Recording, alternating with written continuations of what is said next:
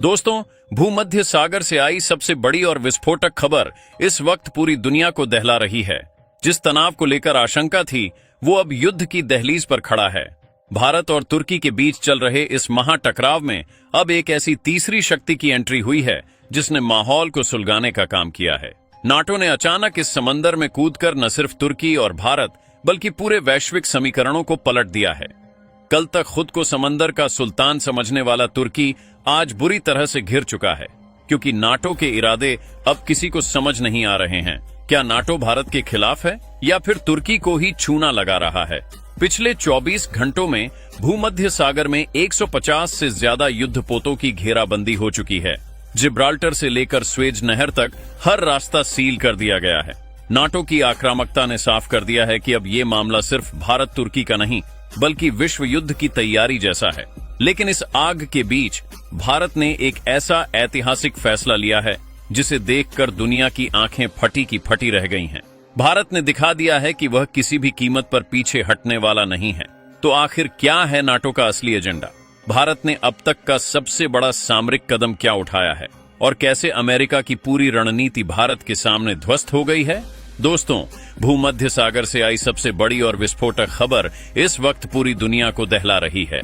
भारत और तुर्की के बीच चल रहा महाटकराव अब युद्ध की दहलीज पर खड़ा है, क्योंकि मैदान में हो चुकी है नेटो की तीसरी एंट्री। कल तक खुद को समंदर का सुल्तान समझने वाला तुर्की आज बुरी तरह से घिर चुका है, क्योंकि नाटो ने रातों रात अपनी रणनीति बदल दी है। पिछले 24 घंटों में भूमध्य सागर में 150 से ज्यादा युद्धपोतों की घेराबंदी हो चुकी है। जिब्राल्टर से लेकर स्वेज नहर तक हर रास्ता सील कर दिया गया है। नाटो की आक्रामकता सीधे अमेरिका की चाल मानी जा रही है और अब तनाव चरम पर है। एक तरफ भारत, दूसरी तरफ तुर्की और तीसरी तरफ नाटो, तीनों एक दूसरे के आमने सामने आ चुके हैं। नाटो ने साफ कर दिया है कि अब यह मामला सिर्फ भारत तुर्की का नहीं बल्कि पूरे भूमध्य सागर पर वर्चस्व जमाने का है। तो आखिर क्या है नाटो का असली एजेंडा? कौन किसके खिलाफ है और कैसे अमेरिका की पूरी रणनीति भारत के सामने ध्वस्त हो सकती है? यह जानना आपके लिए बहुत जरूरी है। इस पूरी खबर में क्या अपडेट है? भारत ने इसे लेकर बहुत बड़ा कदम उठाया है। भारत की तरफ से अब तक की सबसे बड़ी सामरिक सख्ती को इस वक्त भूमध्य सागर में उतारने का अंतिम फैसला भी लिया गया है। इस बारे में हम आपको बताएंगे।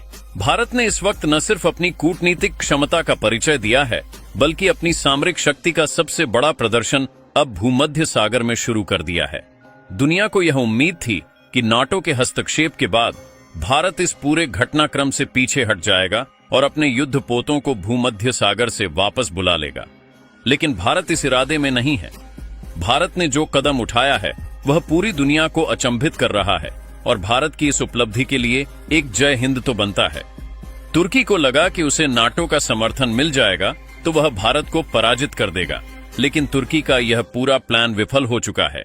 नाटो की एंट्री से भारत को भी लगा था कि नाटो ने जैसे ही यह बयान दिया कि वह भारत पर कोई कार्रवाई नहीं करेगा तो स्थिति सामान्य रहेगी, लेकिन अब पूरे नाटो में अमेरिका की एंट्री ने इस परिदृश्य को पूरी तरह से बदल डाला है।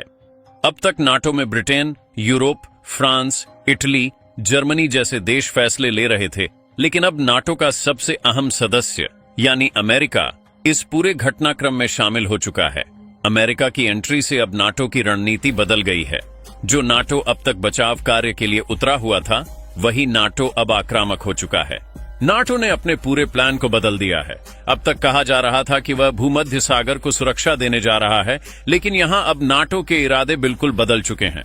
नाटो ने कुछ ऐसी स्थिति पैदा कर दी है कि तनाव और भी ज्यादा बढ़ चुका है। नाटो ने युद्धपोतों से अपनी घेराबंदी को और मजबूत कर दिया है। नाटो का यह सबसे बड़ा कदम है।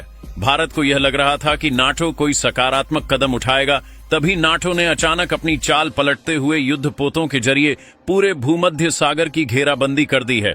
इस घेराबंदी का मतलब यह है कि न तो अब कोई भूमध्य सागर में प्रवेश कर सकता है और न ही कोई युद्धपोत यहां से बाहर निकल सकता है।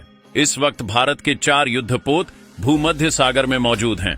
यहां तुर्की के भी युद्धपोत हैं, लेकिन नाटो ने सबसे भारी संख्या में युद्धपोतों की तैनाती की है और इसके साथ ही नाटो ने अपने युद्धपोतों में लगभग 20,000 से ज्यादा सैनिकों को तैनात किया है। इसका मतलब यह है कि नाटो कोई बड़ी साजिश रच रहा है। इसका मतलब यह भी है कि तुर्की की पूरी प्लानिंग जिसके तहत उसने यह सारा काम किया था, उस प्लानिंग से ही तुर्की को बाहर निकाल दिया गया है। अब पूरी की पूरी कमान इस वक्त नाटो के हाथ में आ चुकी है। दरअसल नाटो का क्या इरादा है ये समझना मुश्किल हो रहा था, लेकिन अब असली कहानी शुरू हुई है। अब तक भूमध्य सागर में सबका आवागमन पूरी तरह से बाधा रहित था, लेकिन अब इस पर नाटो अपना कब्जा चाहता है।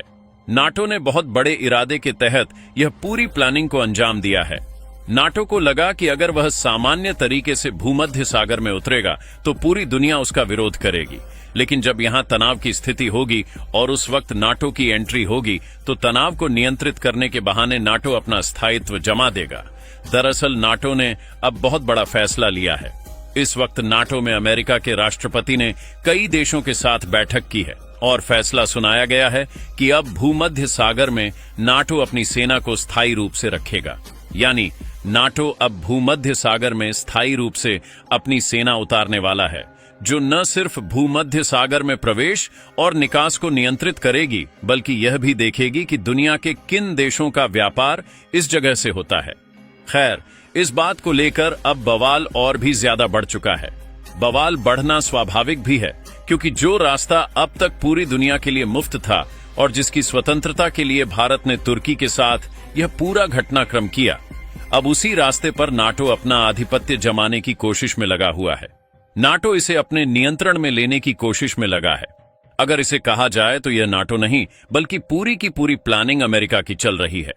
अमेरिका चाहता है कि भूमध्य सागर में उसका वर्चस्व स्थापित हो जाए, क्योंकि भूमध्य सागर दुनिया का सबसे व्यस्ततम व्यापारिक मार्ग है। ऐसी स्थिति में अगर अमेरिका इसे नियंत्रित करता है तो यह सबसे बड़ा झटका होगा, न सिर्फ भारत के लिए बल्कि पूरी दुनिया के लिए। इस वक्त भारत के युद्धपोत तो फंसे हुए हैं, लेकिन अगर अमेरिका ऐसा करता है तो भविष्य में दुनिया में चुनिंदा देश ही इसका इस्तेमाल कर पाएंगे। यानी अमेरिका इस पर अपनी मनमानी चलाने जा रहा है, जिसके चलते अब भारत इसके खिलाफ उतर चुका है। भारत ने साफ किया है कि नाटो हो या फिर कोई भी हो, भूमध्य सागर में भारत सबको बदलने और सबका सामना करने के लिए पूरी तरह से तैयार है। लेकिन भूमध्य सागर में किसी का वर्चस्व स्थापित नहीं होने दिया जाएगा, चाहे वह तुर्की हो, नाटो हो या फिर अमेरिका खुद ही क्यों ना हो। भारत इसका सख्त विरोध करता है और यही स्थिति इस वक्त पूरे भूमध्य सागर में बनी हुई है, जिसके चलते अब भारत के साथ रूस की एंट्री की खबर भी सामने आ चुकी है। दरअसल न सिर्फ रूस बल्कि इसको लेकर इजराइल ने भी भारत का साथ दिया है। नाटो की एंट्री ने पूरी दुनिया को चौंका दिया है। दुनिया को लगा था कि नाटो के शामिल होने से भारत और तुर्की का मामला शांत हो जाएगा। जब तुर्की को लेकर नाटो की एंट्री हुई, दुनिया को लगा कि तुर्की नाटो का सदस्य देश है, इसीलिए नाटो तुर्की का साथ देकर भारत को वहां से बाहर निकालने की कोशिश करेगा। लेकिन ऐसा नहीं हुआ। ऐसा नहीं होते ही पूरी दुनिया की निगाहें इस पर टिक गईं। दुनिया को लगा कि आखिरकार इतना अप्रत्याशित क्यों हो रहा है, आखिरकार नाटो भारत को लेकर इतनी सहमति क्यों दिखा रहा है। लेकिन जैसे ही नाटो ने अपनी चाल पलटी है, भारत तो क्या, दुनिया के सभी देश दंग रह चुके हैं। इस वक्त रूस भारत के सामने उतरने की कोशिश कर रहा है। रूस का कहना है कि भारत के साथ वह इस मामले में खड़ा रहेगा और अगर स्थिति बनी तो भूमध्य सागर इस वक्त रणक्षेत्र बन सकता है। ऐसा इसलिए क्योंकि अब इस वक्त दुनिया के कई देशों ने इसका सीधा विरोध कर दिया है। नाटो ने साफ कहा है कि वहां उसकी सेना तैनात होगी और यहां पर सब कुछ उसके नियंत्रण में होगा। दरअसल तुर्की जिस पोर्ट को तैयार कर रहा था, जिसे वह भूमध्य सागर में अवैध रूप से अपने कैंप के रूप में स्थापित कर रहा था, अब उसी पोर्ट को नाटो अपने नियंत्रण में लेने की कोशिश में है। यानी वह ऐसी स्थिति में है, उसकी लोकेशन ऐसी है जहां से भूमध्य सागर का पूरा सिस्टम नियंत्रित होता है और उसी पोर्ट को अब तुर्की के हाथों से नाटो लेकर अपने हाथ में पूरा नियंत्रण लेने की कोशिश कर रहा है। लेकिन इस वक्त अगर कहा जाए तो यहां का पूरा नेवल बेस, जिसे भारत ने तुर्की से अपने नियंत्रण में लिया था, वह भारत के नियंत्रण में है। इस वक्त भारत के 4 युद्धपोत उसी जगह पर तैनात हैं और भारत ने साफ किया है कि इसका नियंत्रण वह किसी को भी इस वक्त देने वाला नहीं है, चाहे नाटो खुद ही क्यों ना हो। अब इस मामले को लेकर तीनों पक्षों में तनातनी की स्थिति बन चुकी है और इसीलिए नाटो ने इस वक्त भूमध्य सागर की घेराबंदी शुरू कर दी है। लेकिन सामने जो खड़ा है वह कोई और नहीं, भारत है। भारत की एक चाल के आगे नाटो पस्त होने वाला है, क्योंकि भारत ने इसको लेकर अब अपने सबसे बड़े युद्धपोतों की तैनाती शुरू कर दी है। भारत ने लाल सागर के जरिए अब भूमध्य सागर का रास्ता एक बार फिर से चुना है। इसका मतलब यह है कि भारत अब इस मामले में अकेला नहीं है। भारत के साथ दुनिया की कई बड़ी शक्तियां भी जुड़ चुकी हैं। अमेरिका का यह प्लान भी बुरी तरीके से विफल करने की तैयारी में है। दरअसल इस पूरे घटनाक्रम के बीच पूरा का पूरा काम अमेरिका का ही किया धरा है। अमेरिका ने सबसे पहले तो तुर्की को भारत के खिलाफ उकसाया। भारत के खिलाफ उकसाने का उसका प्लान यही था कि तुर्की भारत को ललकारेगा और इसके बाद भारत तुर्की को मुंह तोड़ जवाब देगा। जैसे ही तुर्की बुरी स्थिति में फंसेगा, वह नाटो का सदस्य होने के नाते नाटो को जरूर बुलाएगा और जैसे ही नाटो को बुलाया जाएगा, उस बीच नाटो को पीछे करके, क्योंकि नाटो का खुद भी अमेरिका सदस्य है, ऐसे में नाटो को हटाते हुए सीधे अमेरिका इस मामले में घुस जाएगा और जैसे ही अमेरिका को यहां पर पूरा मौका और पूरा नियंत्रण मिलेगा, उसके बाद अमेरिका इस पूरे घटनाक्रम को और पूरे मेंटेनेंस को अपने हाथों में ले लेगा। यह थी अमेरिका की बहुत सोची समझी बड़ी रणनीति। लेकिन दरअसल अब इस मामले में अमेरिका की पूरी चाल पर पानी फिरता हुआ नजर आ रहा है। भारत ने साफ कहा है कि न तो यह नेवल बेस बचेगा और न ही भूमध्य सागर को नियंत्रित करने का कोई भी इरादा सफल होगा, क्योंकि अब इसको लेकर एक अंतर्राष्ट्रीय संगठन तैयार किया जाएगा। भारत ने साफ किया है कि भारत लगभग 150 देशों का समर्थन इकट्ठा करके पूरे मेडिटेरियन सी के लिए सबसे बड़ी एक ऐसी सेना तैनात की जाएगी जो पूरे मेडिटेरियन सी को पूरी तरीके से सुरक्षा प्रदान करेगी।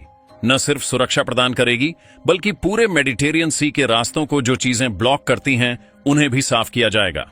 आपको बता दें कि भूमध्य सागर में इस वक्त हाल यह बन चुका है कि तुर्की जैसे देश अपने स्पाई युद्धपोतों को तैयार कर रखे हैं और ऐसा कुछ अमेरिका भी कर रहा है।